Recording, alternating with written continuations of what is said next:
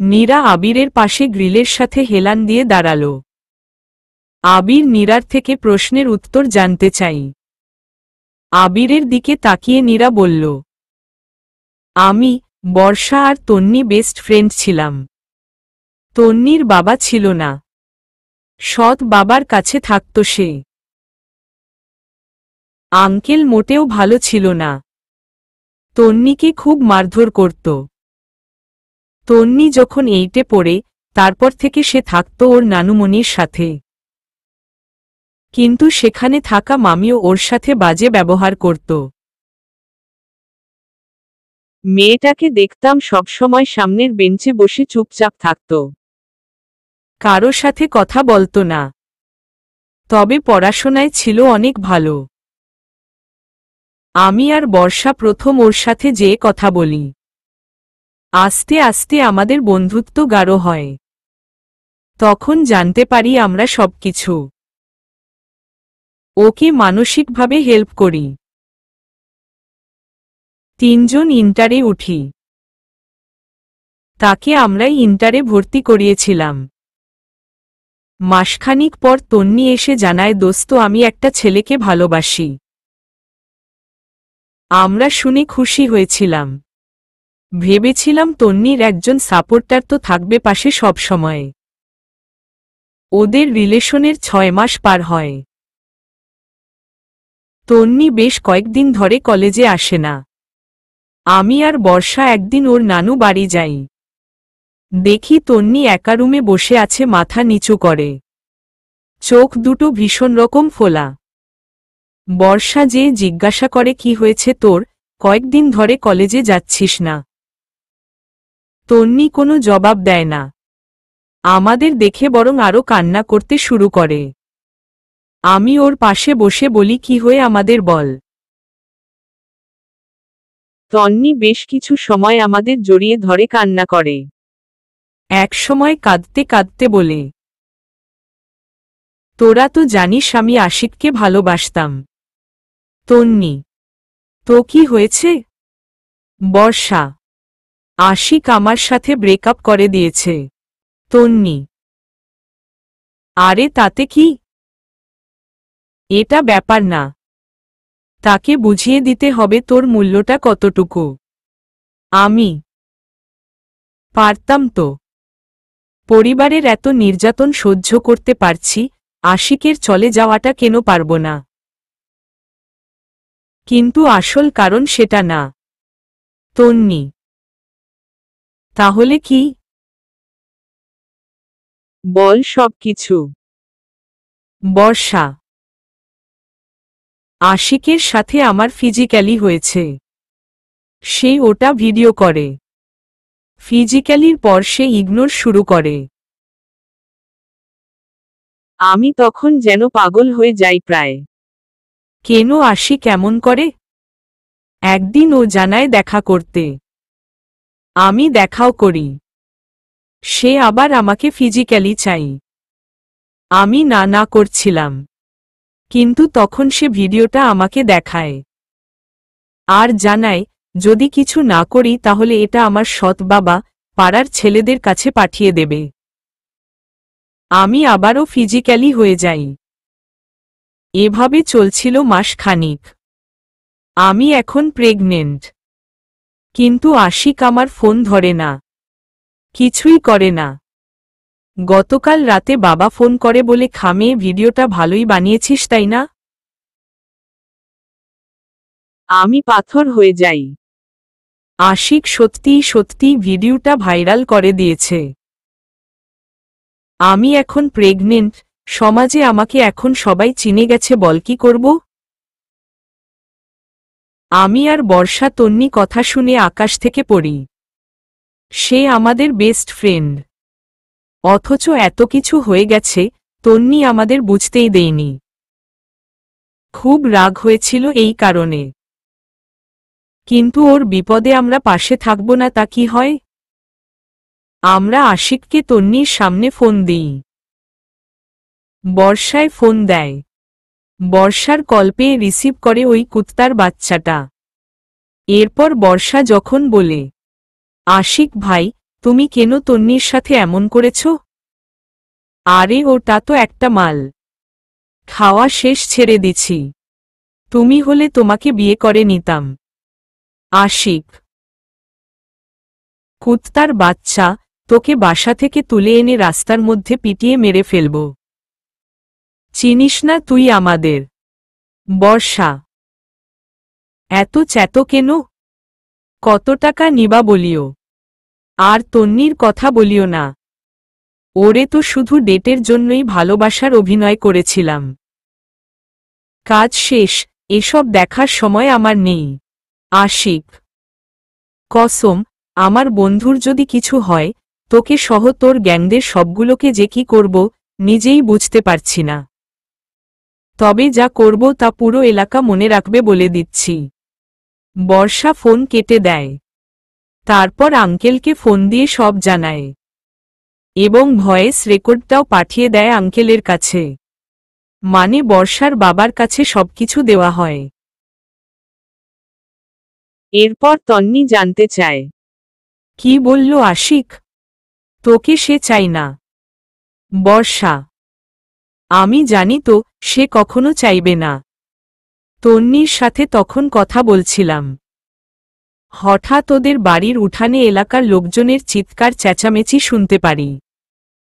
তন্নির মামা মামি বাইরে আসে। লোকজনের মধ্যে একজন বলে তন্নিকে এলাকা ছাড়তে হবে। খারাপ মেয়ে। একটা ছেলে বলে আগে কত টাকা নেবে জানিয়ে দাও তন্নি। আমরাও ভালো সার্ভিস দিতে পারি। বর্ষা রাগ ধরে রাখতে পারে না। আমাকে নিয়ে বাইরে আসে বর্ষা। অনেক লোকজন। তন্নির মামা মামি কিছুই বলছে না। বর্ষা চিৎকার করে বলে, আমার বন্ধুকে যদি কেউ খারাপ বলে, আমি তাকে খুন করে ফেলব বলে দিলাম। সে আমাদের বন্ধু, আর সে কখনো খারাপ হবে না। তাকে তোদের মতো কিছু কুকুরের বাচ্চা খারাপ করেছে। তোদের মতো মানসিকতার ছেলেগুলো তাকে খারাপ বানিয়েছে। কসম, আমার বন্ধুকে আর কেউ খারাপ বললে আমি পুলিশ এনে পুরো এলাকা জ্বালিয়ে দেব বলে দিচ্ছি। বন্ধুর জন্য বর্ষার এমন ভালোবাসা দেখে আমি অবাক হয়েছিলাম। বেশ কিছু সময় তর্ক চলে। হঠাৎ তন্নির নানু মনি কেঁদে ওঠে, চিৎকার করে। আমি, বর্ষা, মামা মামি দৌড়ে ভিতরে আসি। দেখি বর্ষা ওর রুমে সিলিং ফ্যানের সাথে ওড়না পেঁচিয়ে আত্মহত্যা করে। আমি আর বর্ষা স্থির হয়ে দাঁড়িয়ে যাই। মুখ দিয়ে কোনো কথা বের হয় না আমাদের। আমার চোখ দিয়ে টপটপ করে পানি পড়তে থাকে। কিন্তু বর্ষা কাঁদে না। সরি কাঁদছিল, তবে আমাকে জড়িয়ে ধরে নিজের রুমে বসে বসে কেঁদেছিল। ওই যে আমি বর্ষাকে কারো জন্য প্রথমবার বলতে পারিস শেষবার কাঁদতে দেখেছিলাম। এরপর যতজনের সামনে কেঁদেছে, হয় সেটা অভিনয়, না হয় চোখে কিছু লাগিয়েই কেঁদেছে। সিরিয়াস হয়ে কোনো দিন কাঁদেনি। আমরা তন্নির লাশ ওড়না থেকে নামাই। তন্নি সুসাইড করার 2 ঘন্টা পর আশিককে পুলিশ ধরে। বর্ষার বাবা, আমার বাবা মিলে আশিককে ধরেছিল। আঙ্কেল বর্ষাকে ফোন দেয়। তিনি জানায় আশিককে নিয়ে থানায় যাচ্ছি। তোরা কোথায়? বর্ষা কোনো কথা বলে না। দৌড়ে তন্নিদের বাড়ি থেকে বের হয়। আমিও পিছনে পিছনে দৌড়াতে থাকি। দৌড়ে এলাকার মোড়ে এসে দেখি পুলিশের গাড়ি দাঁড়ানো। গাড়ির ভিতর আশিক কুত্তার বাচ্চা বসেছিল। বর্ষা দৌড়ে যেয়ে গাড়ির দরজা খুইলে ওর কলার ধরে টেনে বের করে। এলাকার লোকজন সাথে সাথেই সেখানে জড়ো হয়ে যায়। বর্ষা আশিকের গালে ঠাস ঠাস করে যতজোর ছিল কয়েকটা চর বসিয়ে দেয়। আমিও নিজের রাগ ধরে রাখতে পারিনি। আমিও চর দিই। চরের চোটে ওর গাল কেটে রক্ত বের হয়। তবে বর্ষাকে আটকানো যাচ্ছিল না। সে পা থেকে জুতো খুলে আশিকের মুখে না হাঁপিয়ে ওঠে অবধি মারতে থাকে। আমাদের বাবাদের কারণে পুলিশগুলো কোনোটু শব্দও করেনি। এরপর একজন পুলিশের থেকে লাঠি কেড়ে নিয়ে বর্ষা আশিককে মারতে মারতে বলে, হারামি, তোর জন্য আমার বন্ধু আজকে মরেছে। ভালোবাসার ফায়দা নিয়েছিস তুই। ভালোবাসাটা কি অপরাধ ছিল?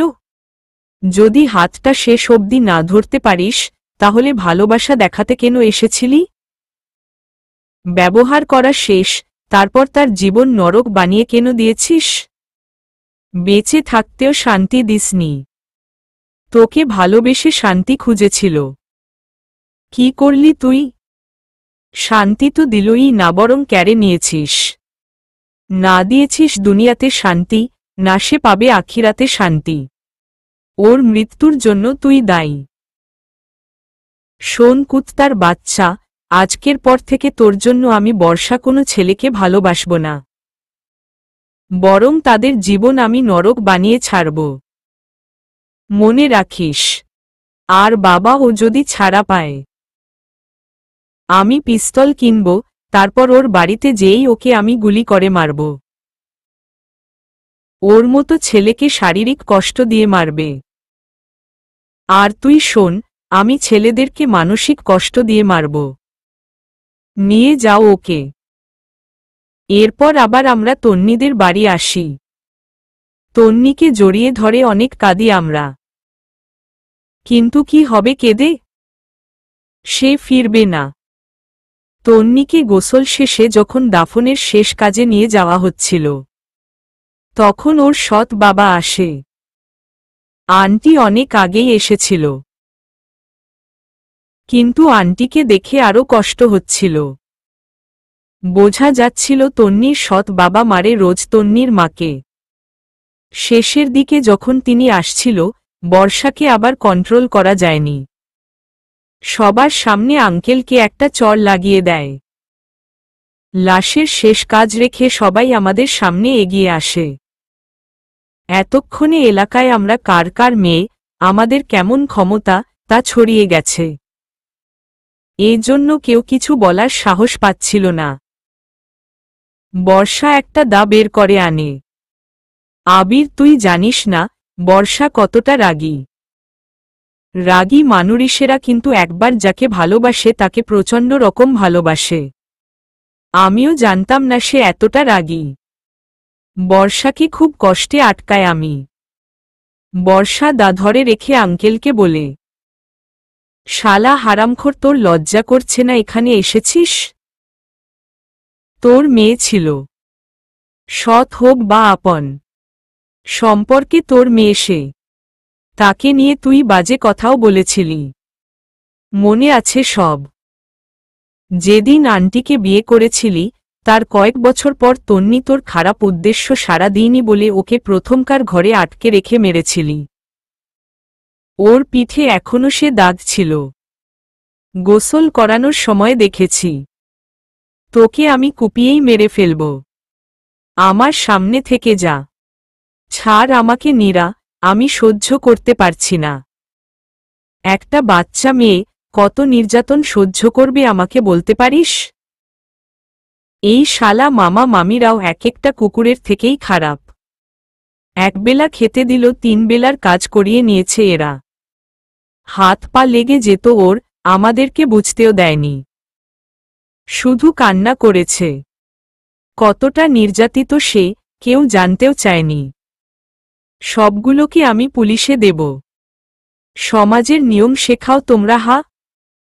যেখানে পরিবারের মানুষকে কষ্টে আছে না আছে খোঁজ নাও না।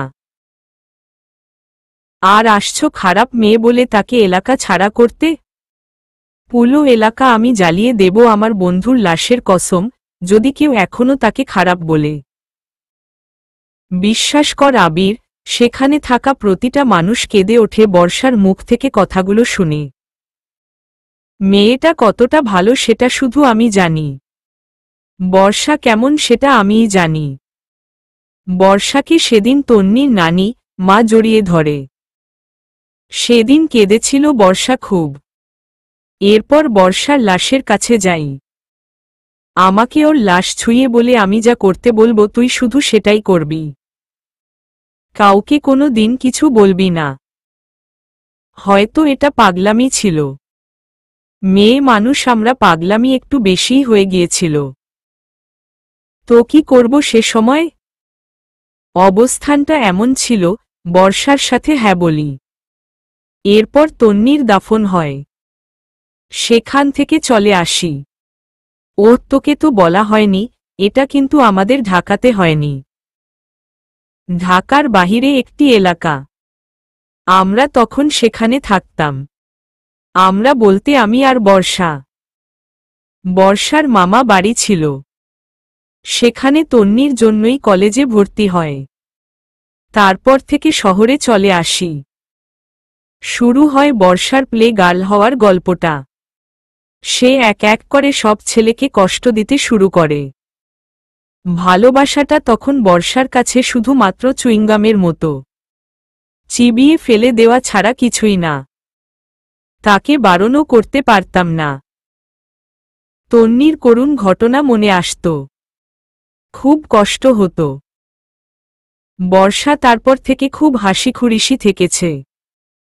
প্রথমে যে মেয়েটা ছেলেদের পাত্তা দিত না, সে মেয়ে নিজ থেকে ছেলেদের ইন্টারেস্ট জুগিয়েছে। ছোট ড্রেসও পরা শুরু করেছে। সরি আবির, এখন যেহেতু বর্ষা তোর বউ, তাই সব তোকে বললাম। বর্ষা খারাপ, তবে অতটাও না। কোনো ছেলে ওর হাত ধরা ছাড়া কোনো কিছুই করেনি।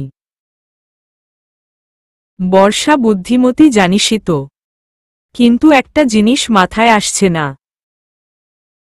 বর্ষার পিছনে তুই প্ল্যান করে কেন আসছিলি? ভালোবাসিস না বুঝলাম, এগুলো নাটকও ছিল মানলাম। তবে মনে হচ্ছে না মেইন প্ল্যান তার সাথে নাটক করা। আসলে কি চাচ্ছিস তুই? আবির কোনো কথা বলল না। সে নিস্তব্ধ হয়ে রুমের দরজার দিকে তাকিয়ে আছে। নীরব একবার ভিতরে আসল। ওদের দিকে তাকিয়ে রুম থেকে কিছু একটা নিয়ে বাইরে বের হয়ে যায়। ওদের দুজনকে এখন কেউ বিরক্ত করছে না। তবে আবির চুপ হয়েই আছে। মুখে এক রাসগুরু গম্ভীর ভাব। নীরা এমন গম্ভীর আবিরকে দেখেনি কোনো দিন। আবিরকে সে আবার প্রশ্ন করে, বর্ষাকে ভালোবাসিস না, এটা কি বর্ষা জানে?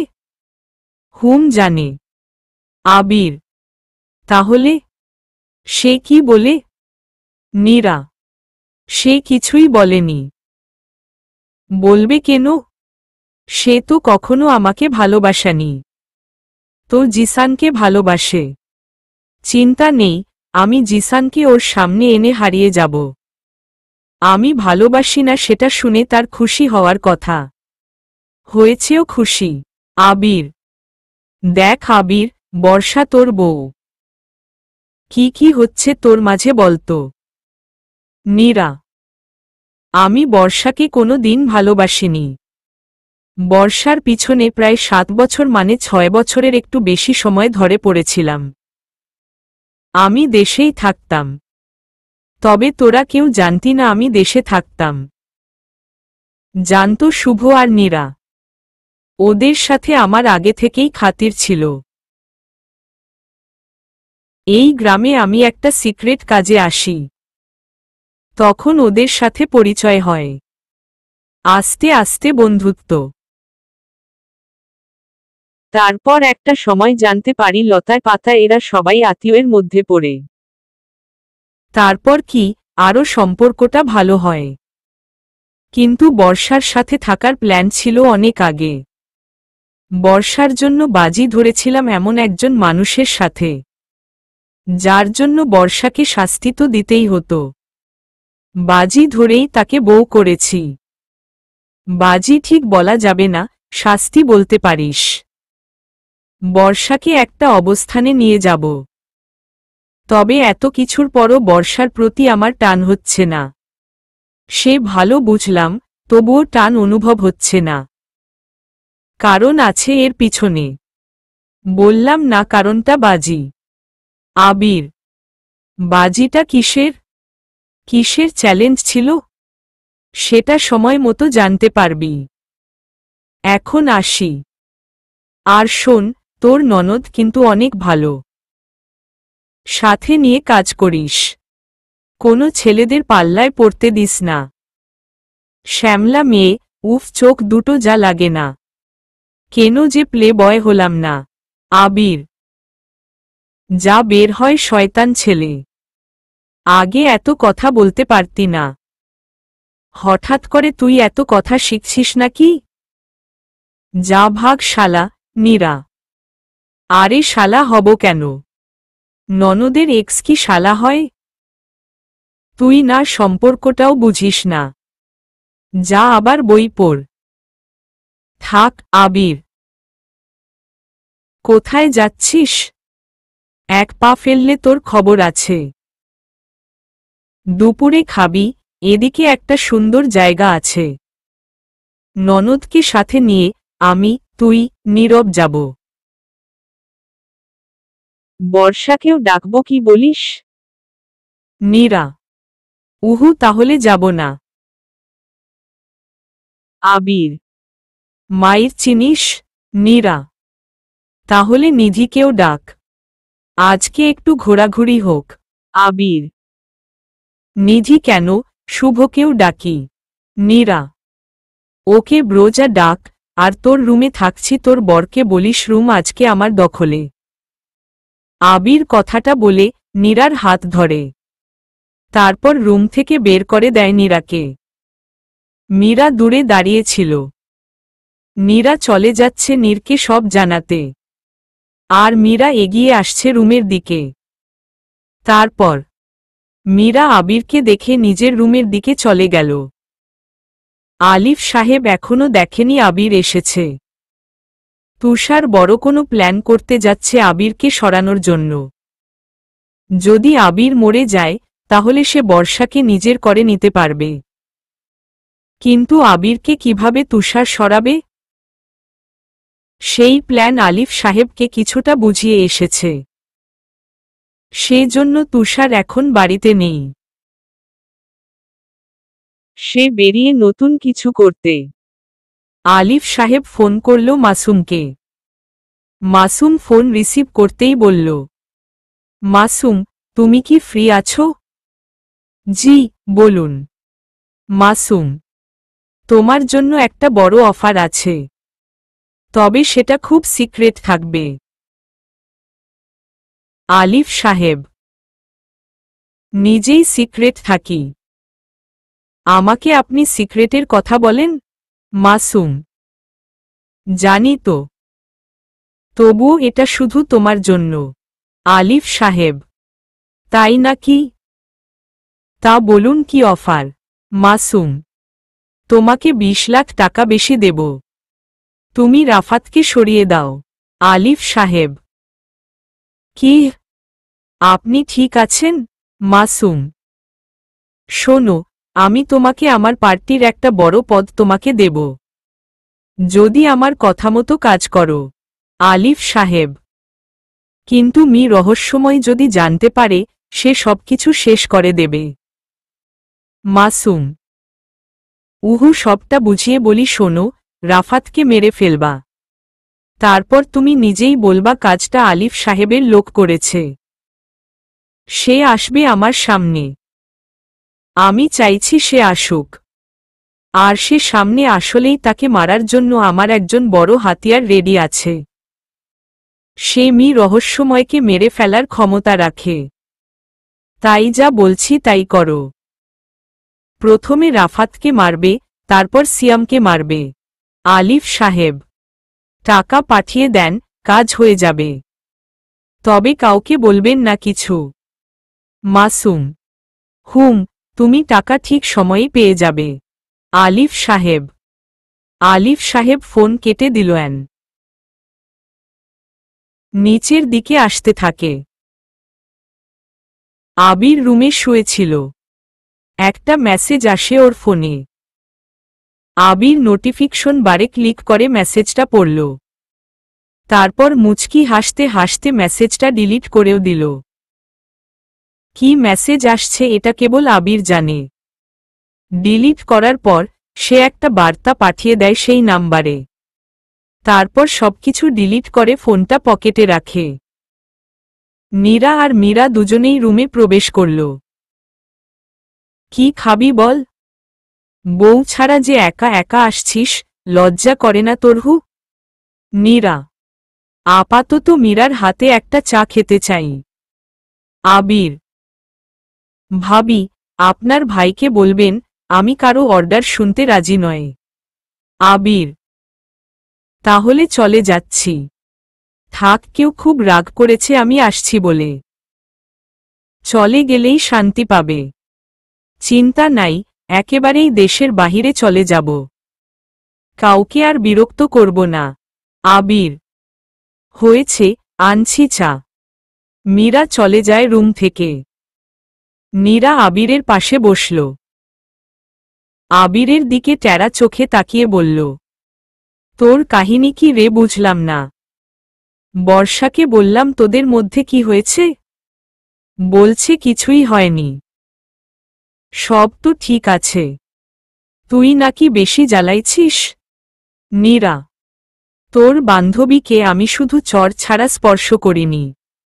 কোনো ইচ্ছেও নেই ওর মতো মেয়েকে ভালোবাসব বা অন্য কিছু করব। আবির আরে রাগিস কেন?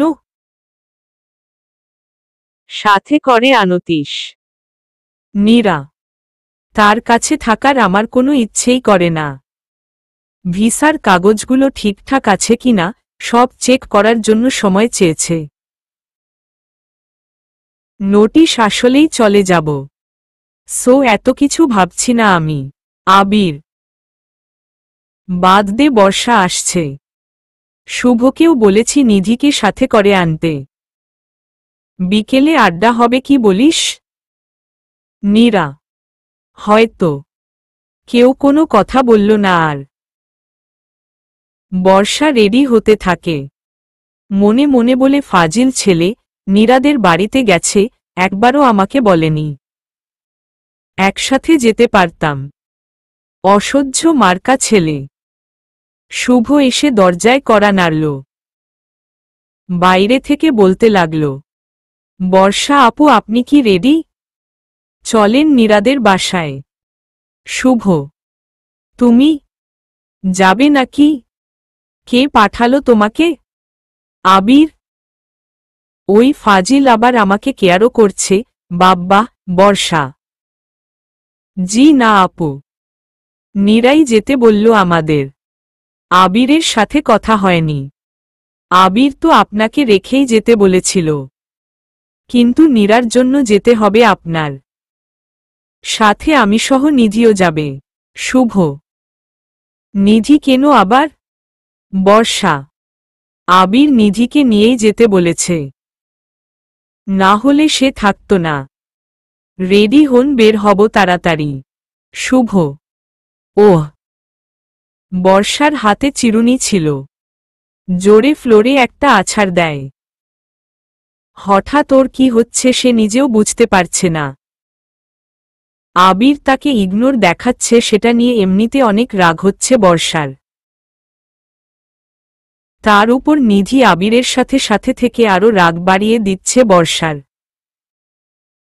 এত কেন যে রাগ হচ্ছে বর্ষার, বর্ষা কিচতরু বুঝতে পারছে না। কিছু একটার উপর খুব জেলাস ফিল করছে সে। রেডি হয়ে নেয়। একটি শাড়ি পরেছে বর্ষা।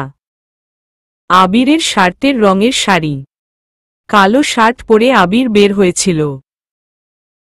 তাই বর্ষা কি মনে করে কালো রঙের শাড়ি পরল সে নিজেই জানে না। তবে বেশ মানিয়েছে শাড়িতে। কখনো বর্ষা কারো জন্য শাড়ি পরেনি। তবে হঠাৎ কালো ড্রেস খুঁজতে যেয়ে শাড়ি চোখে পড়ে। তারপর সেটাই পরে নিয়ে বের হয়েছে। বাড়ির সবাই অবাক হয়েছে বর্ষার শাড়ি পরা দেখে। নাহিদ সাহেব এসে বলল, কিরে মা, তুই আজ শাড়ি পরেছিস? হুম্মম বাবা, ইচ্ছে হলো তাই। বর্ষা বরের ভালোবাসায় বউ তো পাল্টে যাবেই। দেখতে হবে না ছেলেটা কার। বড় মা ভাবি ঠিক বলেছেন। আবিরের মতো ইনোসেন্ট ছেলে আর দেখিনি। কেন যে শয়তান ছেলে জিসানকে জামাই বানাতে চেয়েছিলাম। আল্লাহ যা করে তা ভালোর জন্যই। নাহিদ সাহেব। চিন্তা নেই।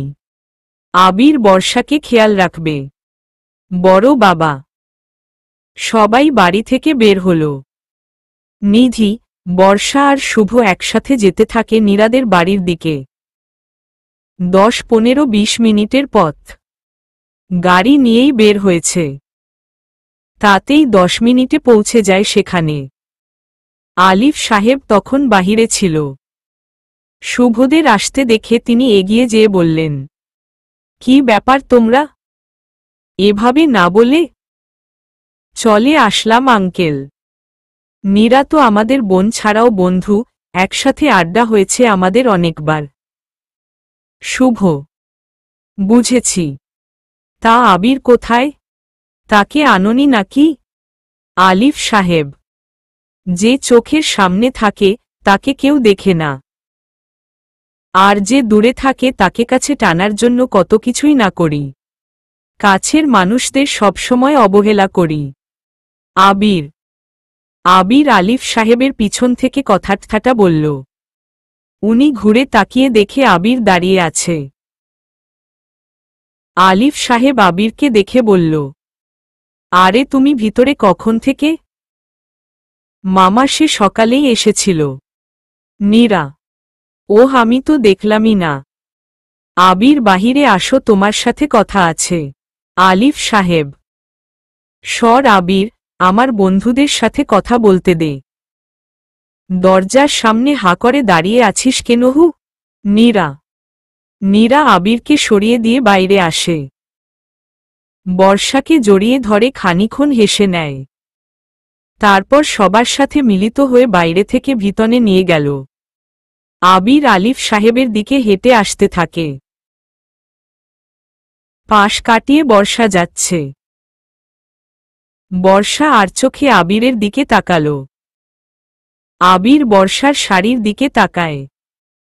বর্ষা মনে মনে বললাম না চান্দু, আমাকে ভালো না বেসে কই যাবা?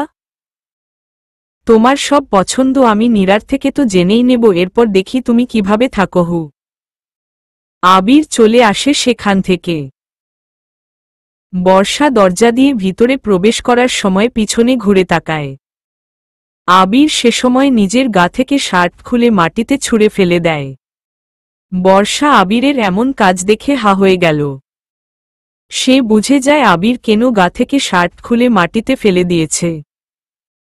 বর্ষা শুধু নিষ্পলক হয়ে কিছু সময় তাকিয়ে থাকে। তারপর নীরা এসে হাত ধরে টেনে নিয়ে যায় ভিতরে। আলিফ সাহেব বলে, তুমি শার্ট খুলে ফেলে দিল যে? আমি চাই না কারো সাথে কোনো কিছুতে ম্যাচিং থাকুক, হোক সেটা ড্রেস কিংবা চরিত্রে। আমি সম্পূর্ণ বিপরীত। আমি অভিনয় করে মানুষকে চেনার চেষ্টা করি। আমি আলাদা, আমি আমার মতো। আমি কারো অ্যাটিটিউড দেখি না। কিন্তু আমি ঠিকই আমার অ্যাটিটিউড অন্য কাউকে দেখায়। বর্ষা ঠিক এটাই বুঝেছে। সে কালো শাড়ি পরেছে দেখে আবির নিজেই তার গা থেকে শার্ট খুলে ফেলে দিয়েছে। বর্ষার আবারও খুব রাগ হচ্ছে। এখনো নিধি আবিরের সাথে কথা বলেনি, তাতেই বর্ষার এমর অবস্থা। কিন্তু কাউকে কিছুতেই বুঝতে দিচ্ছে না সে রাগে ফুঁসছে।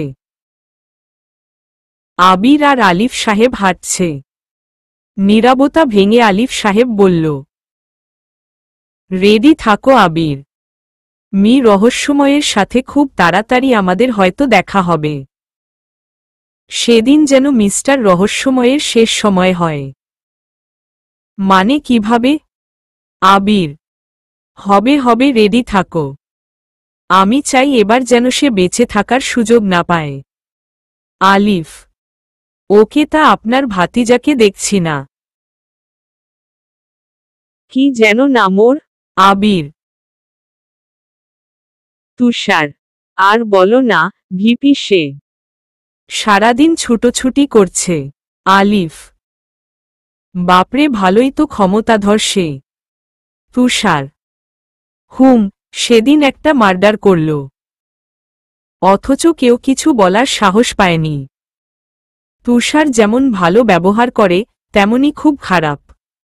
ওর থেকে আপাতত দূরে থাকবে। না জানি কি করে বসে। বর্ষার বর বলে অনেক রাগ তোমার উপর। আলিফ, ধন্যবাদ আগে থেকে সাবধান করে দেওয়ার জন্য। আমি তো এসবে অনেক ভয় পাই। দেখা হলে মাফ চেয়ে নেব। আবির, হুমম, চলো ফেরা যাক। ওরা দুজন ফিরে আসতে থাকে বাড়ির দিকে। জিসান এখন আগের থেকে বেশ খানিকটা সুস্থ। হাতের কবজি ভেদ করে গুলি চলে গিয়েছিল। অনেক সার্জারি করে তবেই সুস্থ করানো হয়েছে জিসানকে। জিসান সুস্থ হওয়ার পর জানতে পারে বর্ষা এখন আবিরের বউ। সে মনে মনে আফসোস করে বলে, বাহ আবির, ঠিকই তুই বর্ষাকে পেয়ে গিয়েছিস। আমি আর দেশে থেকে কি করব? আমি অনুতপ্ত এসবের জন্য। কিন্তু সেদিন কে ছিল যে আমাদের সবাইকে বাঁচিয়েছে? জানতেই হবে আমার। এজন্য জিসান সুস্থ হয়েই অর্কদের কাছে প্রশ্ন করে, আচ্ছা ডক্টর, আমাকে কবে ছাড়বে? সেটা জানি না, হয়তো এখনো 2-1 দিন থাকতে হবে। অর্ক, ওহ আচ্ছা, আমি বাড়িতে গেলে সবাই কি আমাকে আবার বের করে দেবে? জিসান, এটা জানি না, সবাই রেগে আছে আপনার উপর। না যাওয়ায় ভালো হবে। রিফাত, কিন্তু আমার যে খুব বড় একটা কাজ আছে। জিসান, কি কাজ? বর্ষাকে নিজের করে নেবেন? কিন্তু বর্ষা এখন আবিরের বউ। অর্ক, জানি, তবে তার থেকেও বড় একটা রহস্য আমার জানতেই হবে। তোমরা যাও, আমি সময়মত ডাকব তোমাদের। জিসান। অর্ক আর রিফাত আবিরের কথা শুনেই জিসানের সেবার জন্য হসপিটালে আসে। দেখভাল করে জিসানকে। জিসান মনে মনে কষ্ট পাচ্ছে বর্ষাকে হারানোর জন্য। কি হয়েছিল ওর সে নিজেও যেন জানে না। কিন্তু এখন আফসোস করে আর কোনো লাভ নেই জিসানের। বর্ষা শুধুমাত্র আবিরের। দুপুরে সবাই খাবার খেতে বসেছে। নিধি বসেছে আবিরের পাশে। নীরা সবাইকে খাবার বেড়ে দিচ্ছে। আবিরকে যখন নীরা বেড়ে দিতে আসে, তখন বর্ষা বলে, নীরা, তেমন করে তো কখনো খাবার বেড়ে দিইনি। আমিই করি আজ এটা। বর্ষা, ওকে কর। আবিরকে তাহলে বেড়ে দে। নীরা। বর্ষা চেয়ার থেকে উঠে দাঁড়ায়। তখনই আবির বলে, নীরা, তরকারির চামচটা আমাকে দে তো। আবির, কেন? ওকে নে। নীরা। হুম নিধি, তুই বেড়ে দে। আর তুই তো জানিস আমি কেমন মাংস পছন্দ করি। প্রচুর ক্ষুধা লাগছে, দে জলদি। আবির, ওকে দেয়ার। নিজে তো পারবি না বেড়ে নিতে। দে, প্লেট এগিয়ে দে। এমন ভাব করিস যেন মাখিয়েও খাইয়ে দিতে হবে গালে তুলে, গাধা কোথাকার। নিধি, দে তাহলে খাইয়ে। শুধু শুধু মাখাতে হবে না আমার। একটা কাজ কর, আমরা বরং এক প্লেটেই খাই। মানে তোরটাতে সব খাবার নিয়ে আমাকে একবার গালে তুলে দিবি, তারপর তুই নিবি। চল শুরু করি। আবির, কেন রে, নিজের প্লেটে খা। নীরা, চুপ থাক তুই। নিধি, খাইয়ে দে। বর্ষা চেয়ার থেকে মাত্র উঠে দাঁড়িয়েছিল। আবিরের কথাগুলো শুনে সে স্থির হয়েই সেখানে দাঁড়িয়ে থাকে। রাগে ওর সারা গা যেন জ্বলতে থাকে। ইচ্ছে করছে সবকিছু আছাড় মেরে ফেলে দিতে। ডান হাত মুষ্টিবদ্ধ করে টেবিলে কয়েকবার কিল বসাল। আবির আর চোখে তাকায় বর্ষার দিকে। বর্ষার চোখ যেন লাল হয়ে গেছে রাগে। আবির মনে মনে বলল, এতটুকু সহ্য করতে পারছ না? আমি তো 7 বছর তোমার কাণ্ড সহ্য করে যাচ্ছিলাম। মেয়েরা পারেও বটে। এক রাতে কত চেঞ্জ। নিজে যেন কি বলতো। বর্ষাকে পটানো এত সহজ নয়, কিন্তু সে তো জানে না আবিরকে চাইলেও নিজের করে পাওয়া যায় না। তোমার মাঝে যতটুকু যেমন ইগো আছে, আমার মাঝে তার থেকেও দ্বিগুণ ইগো আছে বর্ষা। প্রতিটা মানুষের ইগো হার্ট করলে সে তোমাকে বোঝাবে মানুষটা কেমন। তুমি প্রতিনিয়ত আমার ইগো হার্ট করেছ, কিন্তু আমার ইগো কখনো দেখনি তুমি। নীরা বলল, আবির, তুই বাড়াবাড়ি করছিস। আর তোর গায়ে শার্ট কই? নীরা আমার ইচ্ছে আমি যা খুশি করব। সমস্যা কোনো থাকলে বল, আমি নিজেই চলে যাচ্ছি। আবির, তাহলে আমিও যাই। আবির, চল আজকে কোথাও ঘুরতে যাই। নিধি, চুপ কর তোরা, আজকে বিকেলে আমরা বের হব। দুইটারে থাপ্পড় দেব, বুঝেছিস? নীরা, হয়েছে, এবার খা তো, আমাদের জন্য বাড়ির সবাই এখনো না খেয়ে আছে। আগে আত্মীয়রা খায়, তারপর নিজেরা। এটাই আমাদের গ্রামের নিয়ম। শুভ, বর্ষা খেয়ে নে। বর্ষা চুপচাপ চেয়ারে বসল। নীরা নিজেই ওর খাবার বেড়ে দেয়। কারো দিকে না তাকিয়ে খেয়ে নিল বর্ষা। খাওয়া শেষ করে আবির একটা রুমে আসে। কিছু সময় পর বর্ষাও আসল। আবির বর্ষাকে দেখে চলে যেতে চাইল। তখনই বর্ষা বলা শুরু করে, আপনার এত ভাব কেন? বর্ষা, ওপস, এটা যেন কে বলল? ভাবওয়ালি। আবির, আমি মোটেও ভাবওয়ালি না, আপনি বেশি বেশি করেন। বর্ষা, আপনি করে বলছেন? গুড, যদিও দেবরকে আপনি বলা যায়। সমস্যা নেই। আবির, দেবর? কিসের দেবর? বর্ষা, ও মা, জানেন না? আবির, কি জানব? বর্ষা, জিসান তো সুস্থ, আপনি তো তাকে ভালোবাসেন। চিন্তা নেই, আপনি জিসানকে পাবেন। আমি নিজেই সব ব্যবস্থা করে দেব। তখন তো দেবর হয়ে যাব আপনার। আবির, আমি বলেছি জিসানকে আমার লাগবে। বেশি বোঝেন কেন? বর্ষা, তাহলে আর কাকে দেব?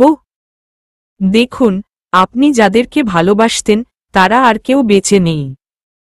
জিসানই আছে। আর আছে ওই যে রহস্যময় মুখ ঢাকা ছেলে। তাকে তো এনে দিতে পারবো না, তবে চেষ্টাও করতে পারি। আবির, অসহ্য লাগছে আমার। বর্ষা, সেটা তো আমি আগেই ছিলাম। বলার কি আছে বারবার? কুকুর আমি, অসহ্য, বিরক্তিকর, খ্যাত, বেয়াদব, খারাপ।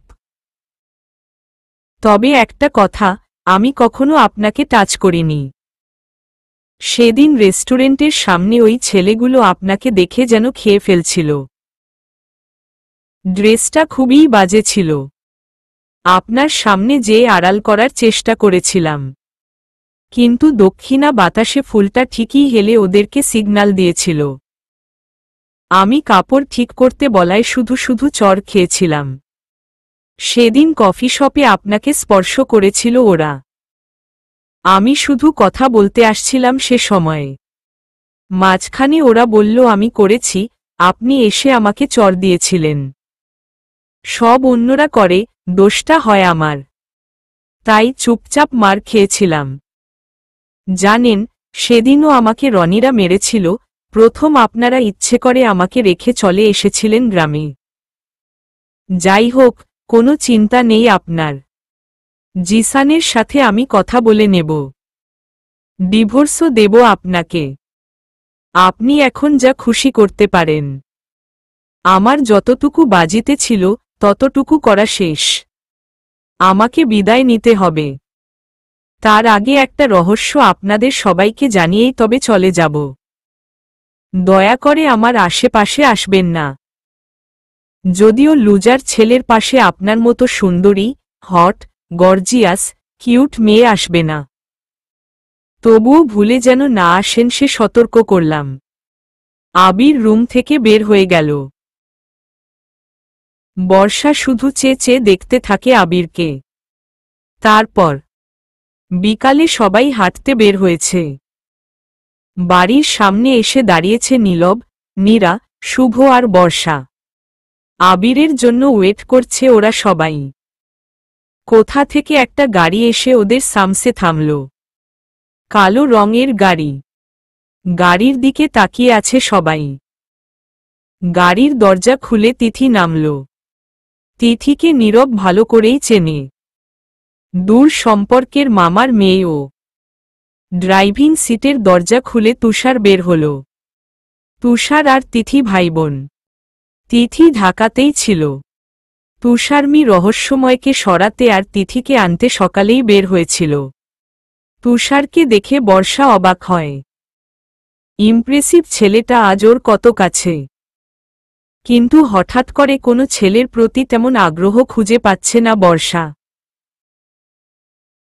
কয়েকদিন আগে যে বর্ষা ছেলেদের সাথে নিজে এগিয়ে যেয়ে আগ বাড়িয়ে ফ্লার্ট করত, সে মেয়ে এখন ছেলেদের প্রতি আগ্রহই খুঁজে পাচ্ছে না।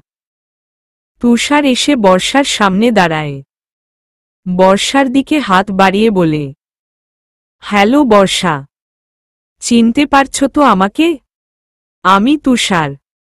মনে আছে আমার কথা? তুষার। বর্ষা হাত বাড়িয়ে হ্যান্ডশেক করল। তুষার হাত ধরেই আছে। তখনই আবির আসে সেখানে। ঘুরে সবাই আবিরকে দেখতে থাকে। নিধি আর মীরার মাঝখানে আবির। দুইজন দুই পাশে, মাঝখানে আবির হেঁটে আসছে। আবির বর্ষার দিকে তাকাল। বর্ষা হাত ধরে আছে তুষারের। আবির হাতের দিতে তাকায়। বর্ষা আবিরের দৃষ্টি অনুসরণ করে খেয়াল করল কোথায় আবির তাকিয়েছে। সাথে সাথেই বর্ষা তুষারের থেকে হাত ছাড়িয়ে নিল। আবিরের দিকে কিছুটা অপরাধের দৃষ্টি নিয়ে তাকাতেই আবির বর্ষাকে চমকে দিয়ে নিধির হাত ধরল। আবির থেমে নেই। মীরার হাতও ধরে সে হেঁটে আসতে থাকে। এটা কি হলো? একজন যদি একটা হাত ধরে, তো আরেকজন দুইটা হাত ধরছে। কেউ কারো প্রতি আকর্ষণ বুঝতে দিচ্ছে না। অথচ দুজনের মনে যে বিশাল জায়গা জুড়ে প্রণয় ঘুরছে, তা বুঝলেই প্রকাশ্য সে নয়, এটা এতক্ষণে জনগণ বুঝে গিয়েছে। আবির ওদের সামনে এসে দাঁড়ায়। সবাই আবিরকে দেখলেও শুভ শুধু তিথির দিকেই তাকিয়ে আছে। তিথিও একবার শুভর দিকে তাকায়। দুজনের ভালোই চোখাচোখি হওয়া শুরু করেছে। এই তো আবির চলে এসেছে। চলো সবাই, ছোট পিকনিক স্পট আছে। সুন্দর জায়গা আছে। নদীর পাড়ে গাছ আছে। ঘুরবো আজকে সব জায়গাতে। নীরব। হুমম চলো। আমিও যাব তোমাদের সাথে। বর্ষা চলো। তুষার। ঘুরতে তো কোনো আপত্তি নেই।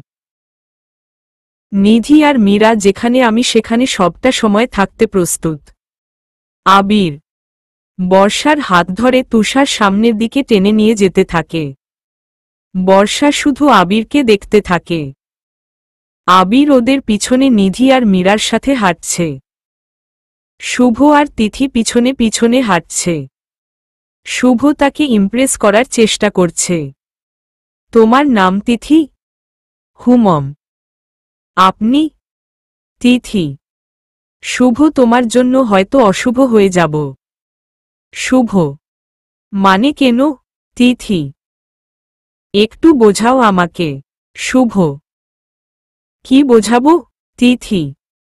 একটা মানুষের চোখ এতটা কিভাবে সুন্দর হতে পারে? মানছি তুমি সুন্দর, কিন্তু চোখ দুটো কেন এত সুন্দর হতে হবে, বোঝাও একটু। শুভ। তিথি মুচকি হাসল। শুভ তো এটাই চাইছিল, মেয়েটাকে হাসাতে। প্রথমেই কোনো মেয়েকে পটাতে হলে সে যেন বিরক্ত না হয়ে হাসতে পারে। বিষয়টা যদি ফলানো যায়, তবেই কোনো মেয়ে হোক বা ছেলে কিছুটা ইমপ্রেস তো হবেই। পটেই যাবে সেটা বলছি না, কিন্তু আপনাকে ভালো লাগার দৃষ্টি দিয়েই দেখবে। ওদিকে তুষার বর্ষার হাত কিছুতেই ছাড়ছে না। বর্ষা আবিরের দিকে তাকালেও আবির একবারও তাকাচ্ছে না। এজন্য বর্ষা হাতও ছাড়াচ্ছে না। আবির দুটো মেয়ের মাঝে বেশ মজাই পাচ্ছে। দুজনে মধ্যে আবির একটা মজা তৈরি করে ফেলেছে। আবির এটাতেই ব্যস্ত। বর্ষার দিকে কোনো খেয়াল নেই। রাস্তার একপাশ দিয়ে হেঁটে যাচ্ছে ওরা। হঠাৎ কয়েকটা ছেলে বাইক নিয়ে সামনের দিক থেকে আসতে থাকে। বর্ষা আর তুষার সামনেই ছিল। বর্ষা রাস্তার পাশের দিকে ছিল। দুইজন বাইকার ইচ্ছে করেই বর্ষার খুব কাছ দিয়ে বাইক চালিয়ে জোরে বলে, ইস, সামনের এই মালটা কি জোস রে, পুরাই আগুন। দেখেই দাঁড়িয়ে যাচ্ছে গায়ের লোম। গায়ের কাছে বাইক আসাতে বর্ষা ভয় লাফ দিয়ে চিৎকার করে। তারপরই কথাগুলো বলে ছেলেগুলো। আবির কথাগুলো শুনে মীরা আর নিধির হাত ছেড়ে দেয়। রাস্তার পাশেই একটা ভারী কাঠের টুকরো পড়েছিল। আবির কয়েক সেকেন্ডের মধ্যে ওটা হাতে তুলে নিয়ে 2 হাত দূরত্বে থাকা বাইকের দিকে ছুঁড়ে মারল। পিছনে বসে থাকা যে ছেলে কথাটা বলে, তার পিঠে যেই লাগে, সাথে সাথেই বাইকগুলো থেমে দাঁড়ায়। সবাই ওদের দিকে তাকিয়ে আছে। বর্ষা অবাক চোখেই আবিরের মুখের দিকে তাকিয়ে আছে।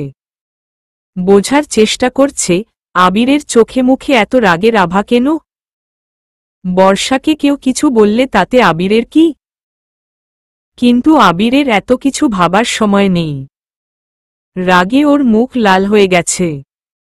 5টা বাইকে 10 জন ছেলে। পিছনে থাকা ছেলেটা বাইক থেকে নেমে ওদের দিকে ঘুরে তাকায়। আবির এগিয়ে যাচ্ছিল তখনই নীরব এসে বলে, আবির যেও না। ওর নাম রিয়াজ, এমপি স্যারের ছেলে। জানোয়ার একটা। দেখলা না, আমরা থাকা সত্ত্বেও বর্ষাকে বাজে কথা বলে গেল। ভাই সামনে থেকে সরো। শুভ। আরে শুভ, তুই তো আবিরকে আটকা। তুই রিয়াজকে তো চিনিস। বর্ষা তুমি আটকাও, ঝামেলা করার দরকার নেই। যা হয়েছে আমি ম্যানেজ করে নিতে পারব। নীরব। আবির কিছু বলল না। নীরবে সরিয়ে দিয়ে সামনে এগিয়ে যায়। দৌড়ে বর্ষা আসে আবিরের পাশে। আবিরের হাত টেনে ধরে। বর্ষা জানে আবির কখনো মারামারি করতে পারবে না। সে এমনিতে ভীত। রনিদের কাছে মার খেয়েছে, শুধু শুধু এখানেও মার খাবে। এটা বর্ষা চাচ্ছে না। বর্ষা হাত টেনে ধরেই বলে, আবির শোনো, প্লিজ যেও না। চলো এখান থেকে। হাত ছাড়ো আমার। আবির, চলো তুমি। প্লিজ বর্ষা। আমি হাত ছাড়তে বলেছি না। আবির কথাটা অনেকটাই গুরু গম্ভীর হয়ে বলে। বর্ষা ভয় পায়। কারণ এর আগে কোনো দিন আবিরের দৃষ্টিতে এতটা হিংস্রতা বর্ষা দেখেনি। আবিরের মুখে এতটা ভয়ঙ্করভাবে কথাও শোনেনি। চুপচাপ হাত ছেড়ে দেয়। আবির এগিয়ে যায়। রিয়াজ বলে, শালারে মেরে ফেলব। দেখ কে আসছে। তুই না বর্ষাকে বাজে কথা বলেছিস? আরেকবার বল। আবির, শুনতে পাসনি নাকি তোরও ভালো লেগেছে শুনতে? রিয়াজ, আরও একবার কথাটা বল, শুনি, আমি শুনতে চাই। আবির, ওরে বাপ্পি, মালটার কথা বলার স্টাইল দেখ। মনে হচ্ছে ওর নায়িকাকে আমি কিছু বলেছি। নায়ক এসে আমাকে হুমকি দিচ্ছে। শালা, তোর সাহস দেখে আমি অবাক হচ্ছি। আমাকে চিনিস তুই? তোকে তো আমি। রিয়াজ কথাটা বলে একটা মিনি হ্যান্ডস্টিক বের করল। নীরব দৌড়ে আসে। রিয়াজের সামনে করুণ সুরে বলে, রিয়াজ, তুমি আমার ছোট ভাইয়ের মতো। তুমি যাও, আমি চাচার সাথে কথা বলে নেব। ও নতুন, কিছুই জানে না, তোমাকে তো চেনে না। নীরব। চুপ কর মাদার, তুই আমার নাম ধরে বলিস আমি ছোট ভাই? তোকে সহ সবগুলাকে এখানে মেরে রেখে দেব, বুঝেছিস? রিয়াজ, ওই সামনে থেকে যা তুই। বললাম না যা, বাপ্পি। আরে তোমরা নীরব, চুপ শাল, সর এখান থেকে। ওই চান্দু, সামনে আয়। কি যেন বলছিলি? বাপ্পি। রিয়াজ আর কোনো কথা বলল না। আবির ওদের সামনে থেকে চলে আসলো। আবারও শুভ আর বর্ষাদের কাছে এসে দাঁড়ায় নীরব। শুভর দিকে তাকিয়ে বলে, তোরা এভাবে দাঁড়িয়ে আছিস কেন? আবিরকে নিয়ে আয়, ও মরে যাবে।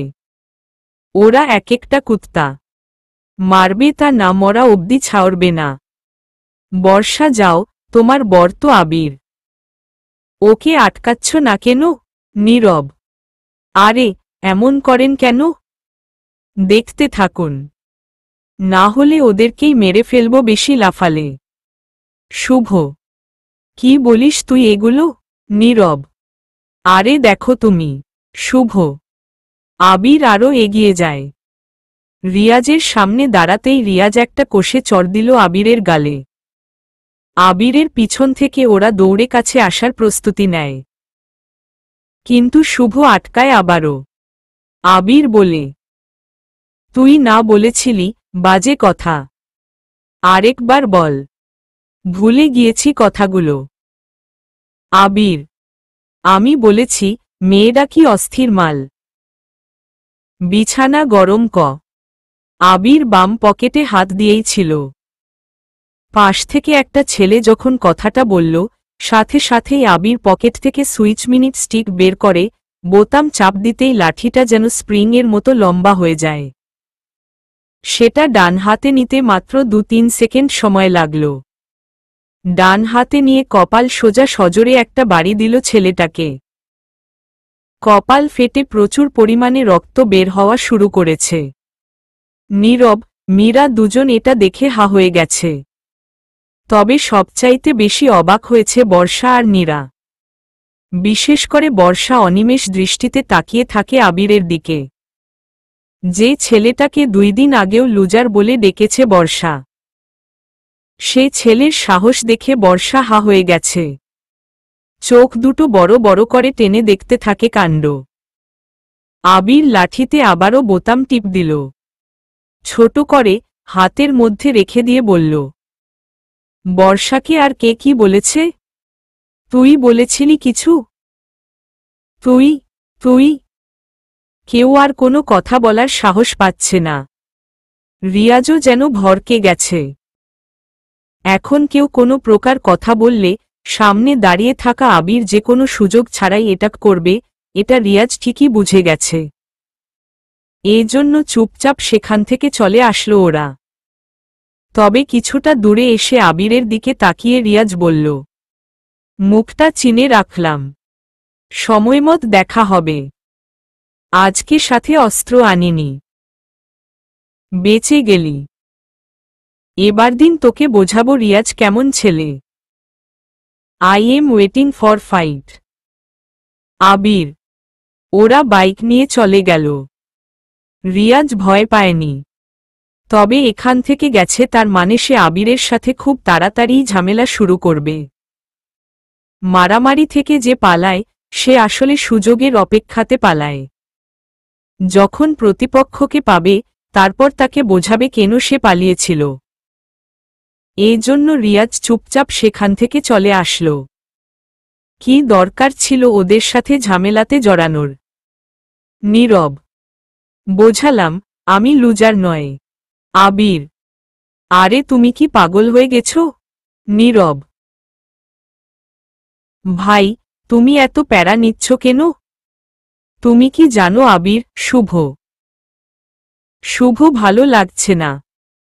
তোরা যা, অর্ককে বল বাইক নিয়ে আসতে। আমি যাব এখান থেকে। আবির, কোথায় যাবি তুই? নীরা, কাজ আছে। বলেছিলাম না চলে যাব দেশ থেকে। সেসব নিয়েই কাজ আছে। আর তাছাড়া আমি কোর্টে কথা বলতে হবে। এখানকার কাজের একটা সাইন নিতে হবে। অনেক কাজ, সব রেডি করা লাগবে। তোরা ঘোর, আমি পরে জয়েনও করতে পারি। আবির, কি শুরু করেছিস আবির? এবার একটু থামো, বেশি বেশি হয়ে যাচ্ছে। নীরা, আবির যখন যেটা করে সেটা বেশিই করে, আর যখন কিছুই করে না তখন হতে হয় লুজার, খ্যাত। বাদ দে, যা যা, ঘোর, হাতে হাত রেখে ঘোর। হাত যেন তোরা কেউ ছাড়বি না। প্রেমে পড়লে তো হাত ধরাধরি হবেই। যা যা, ঘোর। আবির বর্ষার দিকে তাকিয়ে শেষের কথাগুলো বলে। কেউ সেটা না বুঝলেও বর্ষা ঠিকই বুঝতে পেরেছে আবির কাকে, কেন, কি উদ্দেশ্যে কথাগুলো বলল। আবির এতটা রাগী আর ইগো সম্পন্ন মানুষ বর্ষা কিংবা নীরা কেউ কোনো দিন দেখেনি। বেশ গতিতে একটা বাইক এগিয়ে আসে। বাইকে অর্ক বসা। শুভ আগেই বলেছে অর্ককে আসার কথা, এজন্য সময় লাগেনি। শুভর বাইক। আবির বাইকে উঠে বসে। তখনই নিধি বলে, আমিও যাব তোর সাথে। ওকে, আয়। আবির, দুলাভাই ঘোরেন আপনারা। আবির, চল। নিধিকে নিয়ে আবির সেখান থেকে চলে আসে। সবাই আবির আর নিধির চলে যাওয়ার দিকে তাকিয়ে আছে। আবির কিছুটা দূরে যেয়ে ফোন বের করে। শুভকে কল দেয়। রিয়াজের ব্যাপারটা কি করবি? দাঁড়া, সাইডে আসি। হুম, এবার বল। শুভ, বলেছি, তুই বল। আবির, ও হারে ধুর, তুই এসব ছোট বিষয় নিয়ে এখনো ভাবছিস? এটা তো মাসুমের কাজ। বেশি লাফায় রিয়াজ। ভাবছিলাম একদিন মেরে হাত আর পায়ের হাড় ভেঙে ফেলব, কিন্তু তুই তো গ্রামে আসতেই চাইছিলি না। ভালো লাগে না এসব। যাই হোক, তোর এসব ভাবতে হবে না। ওরা তো চেনে না তোকে। শুভ, চিনবে কি করে? আমরা এমন দেশে বাস করি যেখানে খারাপ হলে মানুষ পরিচিতি লাভ করে, সবাই তাকে চেনে। ভালো হলে কেউ তাকে চেনে না, পরিচিতিও নেই। যার যত বেশি কন্ট্রোভার্সি সে তত বেশি পরিচিত। আবির, কোথায় যাচ্ছিস? রামি, আমার বোন তোর সাথে। সাবধানে বাইক চালাস।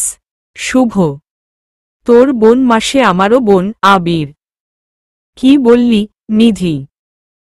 শুভ, রাখছি, হুম, আর কথা বলা যাবে না। আবির ফোন কেটে দেয়।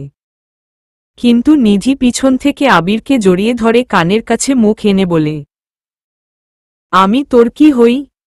নিধি, কি হতে চাস বল? আবির, কিছুই না।